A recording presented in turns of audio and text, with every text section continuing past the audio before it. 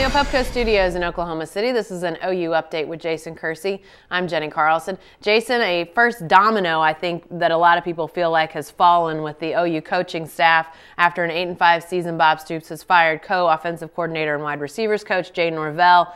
I think people felt like changes were coming. Was this the change expected? This was one of them I think a lot of people did expect. I expected, the wide receivers were very bad this year outside of Sterling Shepard.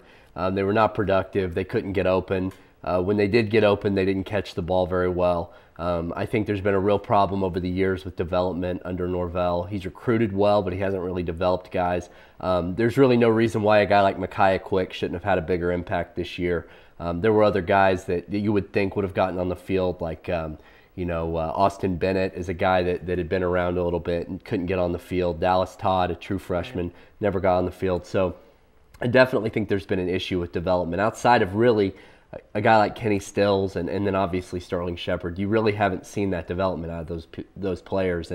And ultimately it cost him his job. And I do think, like you said, this is the first domino. Well, and you mentioned good wide receivers. I think it bears mentioning, guys like Justin Brown and Jalen Saunders, while really good, transferred in, and we're sort of on that developmental track already. So I think that is probably part of it too. And okay, so now let's talk dominoes, because the spot is open. Norvell's been one of the big recruiters for this staff.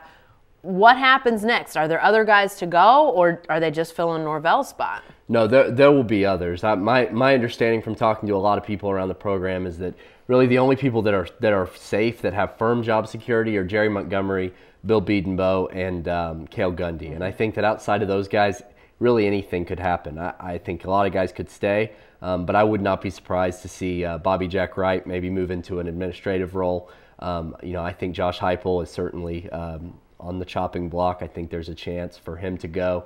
And Tim Kish, the linebackers coach, is another one that I think is pretty obvious. He's had a lot of trouble, at least in the recruiting aspect. So really no one is safe outside of those three. Well, and I think this also bears mentioning, you talk about those guys, and I think all of them have decent resumes, but sometimes it's just time for change. I mean, we saw it a couple years ago.